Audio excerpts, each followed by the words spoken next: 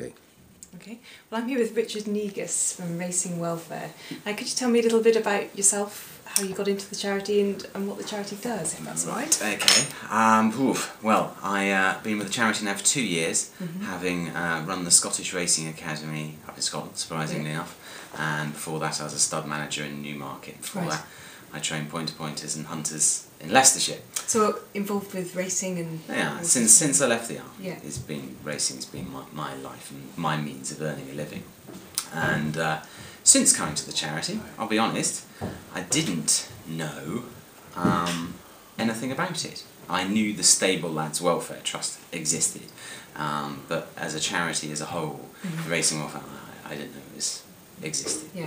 Now, how do you, in your words, how do you differ from some of the other charities out there? What do you do? Well, I suppose... So you do a lot of stuff behind the scenes that not many people would know about. For sure. I suppose the biggest difference between Racing Welfare and any of the other charities is that we support everybody in the sport of horse racing, irregardless of their job.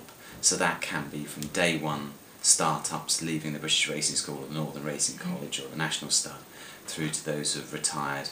In fact, we've got one beneficiary who's 102 in Lambourne, bless him. And so it's, age is no change. And also, if you work in racing, I mean, that's the thing. It doesn't matter whether you are a stalls handler, whether you are a stable lad or lass, a stud hand, a trainer, if you are a farrier, you name it. If your method of employment is in racing, we help you if you need us.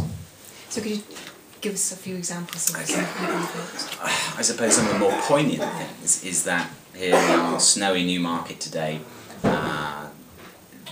Accidents do happen. Yeah, is it very icy out there? So yeah, it's icy out there. It's a scary sort of it's a scary old thing when you ride a 2-year-old in this sort of conditions. 2-year-olds don't know where their legs are, and dear old 2-year-olds might just throw themselves around in the bag, and you end up on the dirt. But the main difference with the guys we look after is they're behind the scenes. They're the real people who make racing happen.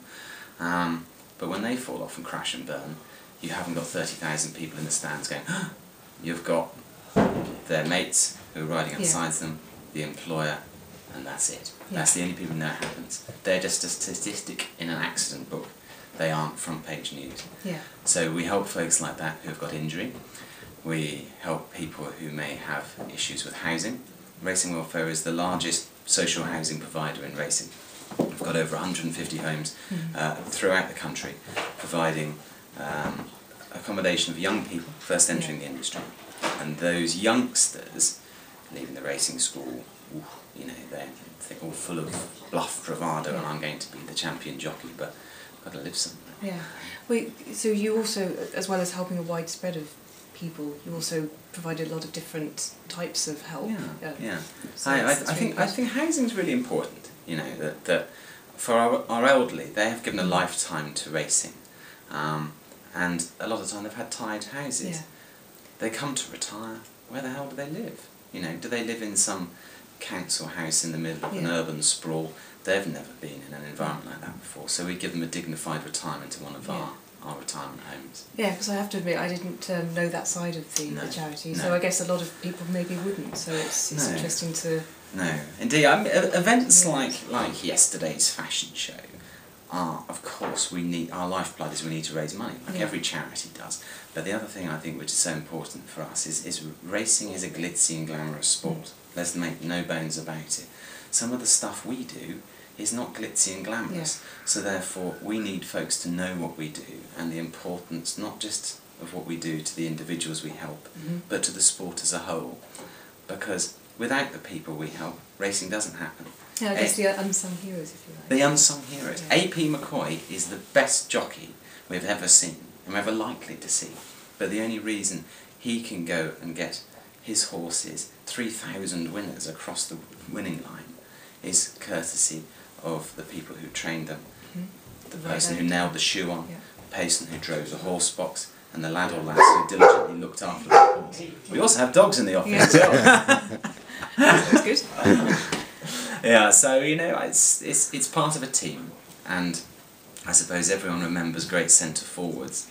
They don't remember the the guy who mowed the pitch to enable supported, him facilitated indeed, it, if you like. Yeah. So, looking forward with the charity, have you got any other events that are up and coming? Yes. In terms of fundraising that people can attend? We would love folks to come to any of our events, but one of the most exciting ones that we've got coming up is an event called the Silks Ball, which is held at the Centaur at Cheltenham Racecourse. Emma Chance, who's the daughter of Noel, trainer Noel Chance, she's organising it.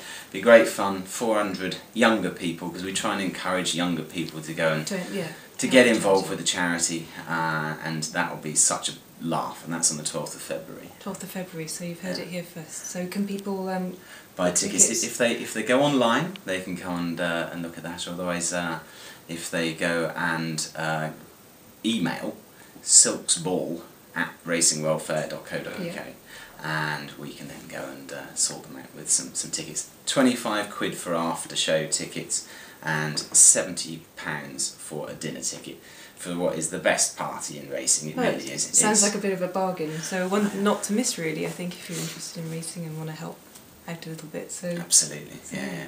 Well, thanks very much. Thanks. Cool. Cheers. Okay.